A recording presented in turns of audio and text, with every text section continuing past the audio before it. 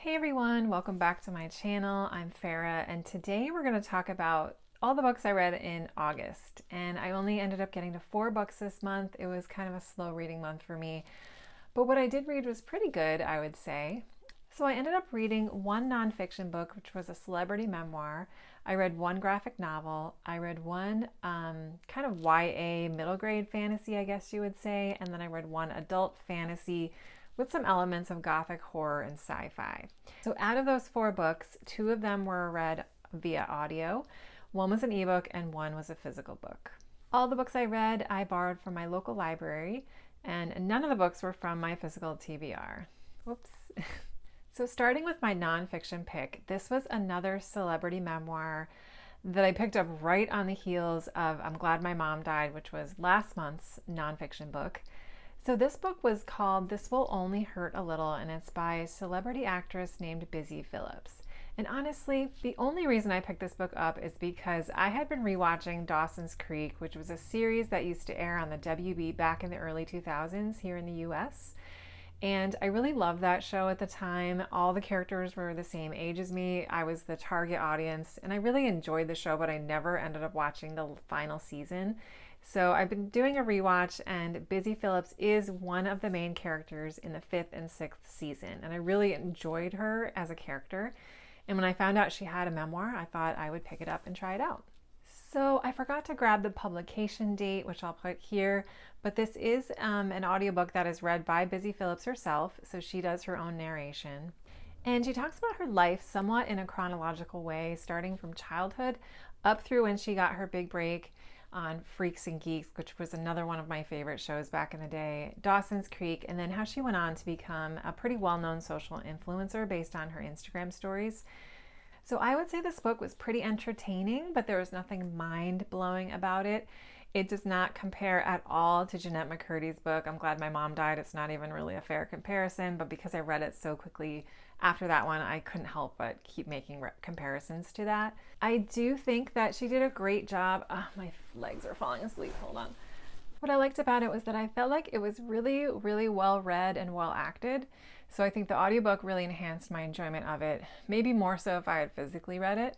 I thought that the first half of the book was a lot more interesting than the second half of the book. So in the first part of the book, we're talking about her as a child and what it was like growing up and through middle school and her first relationships. And then it goes on, the second half of the book more is when she got into acting. So we get some nice behind the scenes stuff with Freaks and Geeks that was great to read about, as well as Dawson's Creek. And she definitely is one of those authors that she threw names right out there. You know, people that were D-bags to her, people that were really awful to her. She throws them under the bus in this book, which I was surprised to see. She named some pretty well-known actors and producers along the way, which was, I overall felt like the book was, it was fun because it felt like you were sitting down having a conversation with her. She was a very real person. She was very honest throughout the book. And even though I think the editing fell a bit short, it was kind of piecey and chopped together, a little crazy, it did feel a lot like what her personality appears to be. I thought she handled certain topics really well. One thing in particular, she talked about her first relationship at age 14, losing her virginity, and how sometimes when young women, that if that happens to you with the wrong person or a very young age, it's a crappy experience. It's not fun. And I think that's very often swept under the rug as you're growing up, and young girls really aren't prepared for that. And even older girls, if it's really not the right situation, it's not a fun experience. So I thought she did a great job with that. She really seemed to be an advocate for women's rights, very pro-choice within the novel, within the book. And I can see how some people may have criticized this. It is the story of, a white, beautiful woman who was successful in Hollywood, and we hear about some of the challenges that she faced, which, depending on what perspective you're coming from, can kind of seem not that big of a deal. But I do try to keep the perspective intact, that everybody is living their own experience, and these were her challenges according to how her life was. So I think overall, if you know Busy Phillips as an actress and you enjoy her work, you would probably really enjoy this. If you've never really heard of her, I would say there's nothing in this memoir that's groundbreaking, and I would skip it. Overall, I gave it 3.5 stars. So next on the list, we have The Book Eaters, which I also did on audio. This was written by Sunyu Dean, who is an autistic author, and it was published in 2022, so it's a fairly recent book, and it is just about under 300 pages, so not a super long book.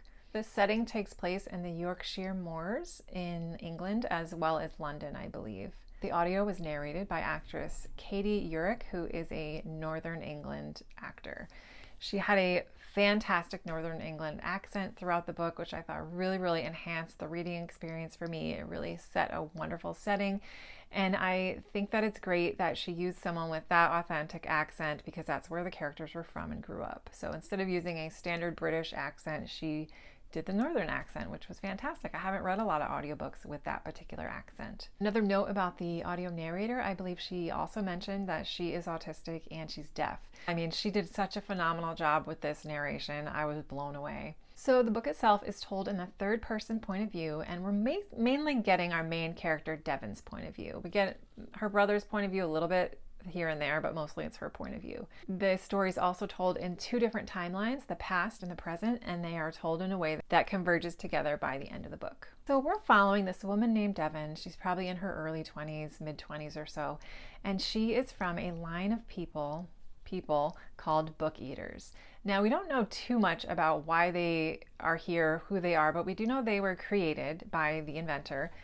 And they're a human-like species that consumes books as food. So that's their nourishment. When they consume books, they have special teeth that come out, similar to a vampire.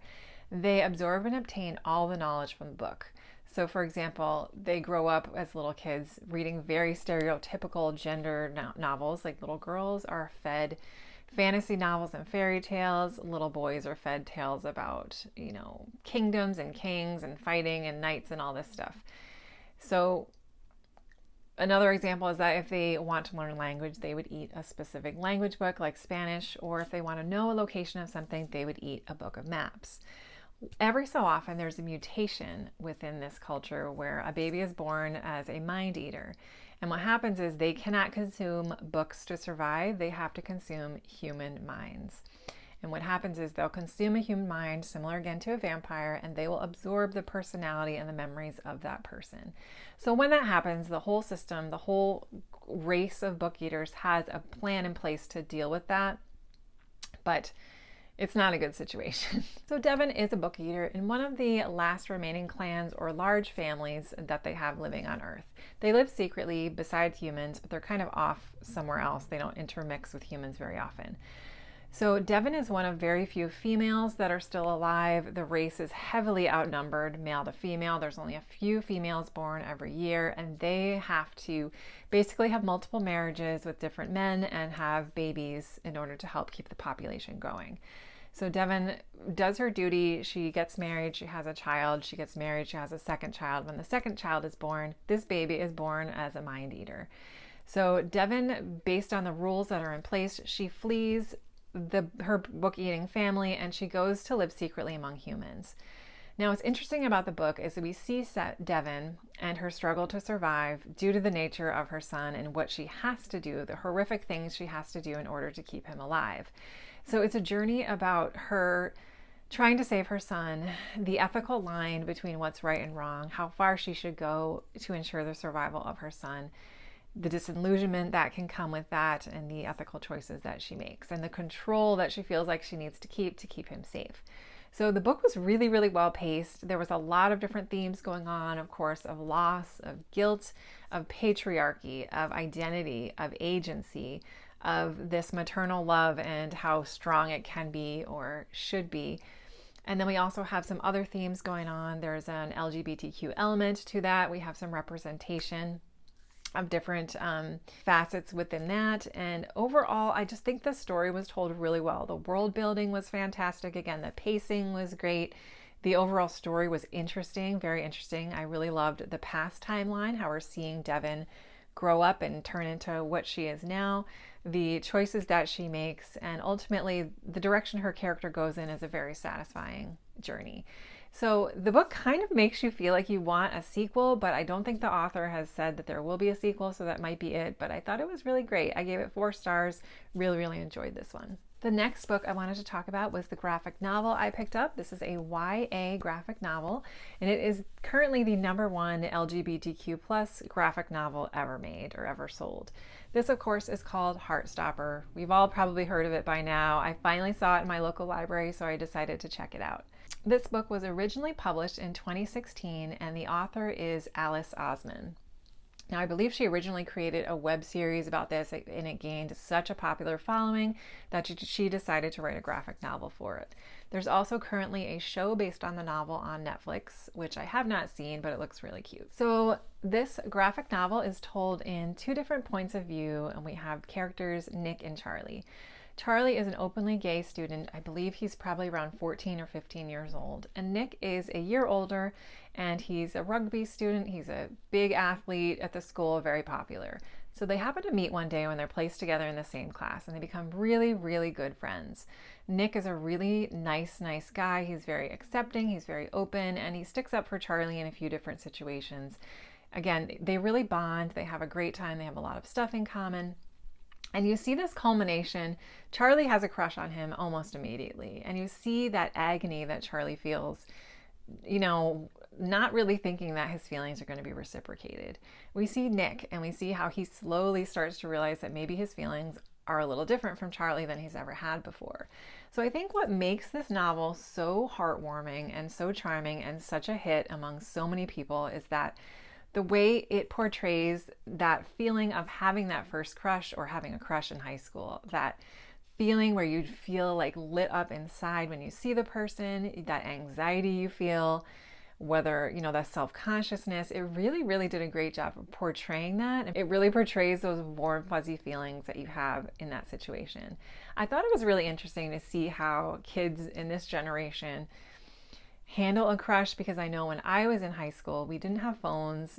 Everything was done by passing notes, by you tell this person I have a crush on them, and you tell them this. And if you wanted to talk to somebody, you had to call their house and get through their parents. And it was just a whole different anxiety game. So overall, I just thought it was really sweet. I thought the illustrations were great. I like how she used the different media, like the text messaging stuff and the little thought bubbles, and I just think she did a great job. She really captured that feeling. It was really a cute, beautiful, sweet little graphic novel, and I'm glad to read more in this series once I get to it. So the final book I wanted to talk about was called, you guys have heard me talking about it so many times, and I'm so glad I don't have to talk about it after this, but we have The Subtle Knife by Philip Pullman. This is the second book in the His Dark Materials trilogy, which starts with The Golden Compass. So I read this as an ebook, and it was originally published back, I think, in 1997. This is categorized as a middle grade / YA fantasy mystery. I think it's a little heavy for a middle grade. That's just my opinion. I could give this to my 11-year-old and she would be able to read it. It's just that I think it would be a little scary and a little violent. So this book picks up right after the end of The Golden Compass. So it's a book that I wouldn't say you could really read alone without knowing what's going on. Our protagonists are Lyra and Will, who are around the ages of 12 to 14. I'm not sure exactly how old they are. They are from 2 different worlds, but both are very similar to each other. Will is from what I would say is our world, and Lyra is from a parallel world that's very similar, but each person has something called a demon, which is an extension of their soul that lives outside their body in an animal form. When you're a child, your demon can shift into different animals depending on your emotions. And when you're an adult, that settles into a permanent animal, which then becomes your soul or your extension of your soul. Both these 2 meet when they are joined up in a third world that they both kind of found by chance. So they meet up in this third world that's very similar again to ours, but there's this magical deadly creatures called specters, which are there to feed off of the minds of humans. They're harmless to children for some reason. They don't go after children, so the city's kind of being run by these packs of children. Will is kind of on a mission to find his father, who disappeared when he was younger through, a different set of reasons that are explained earlier in the book.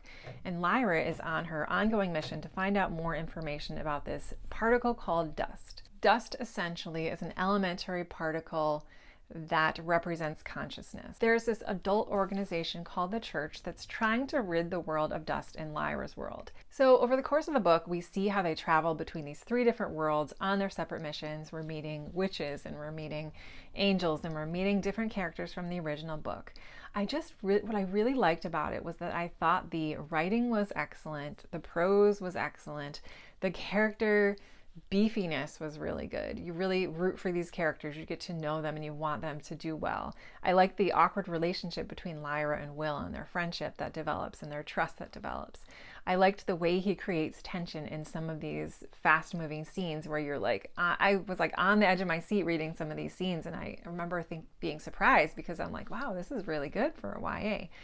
So I really liked the world building, this type of story that he's creating, and this interesting conversation that is meant to symbolize Christianity, but it's told in a slightly different way.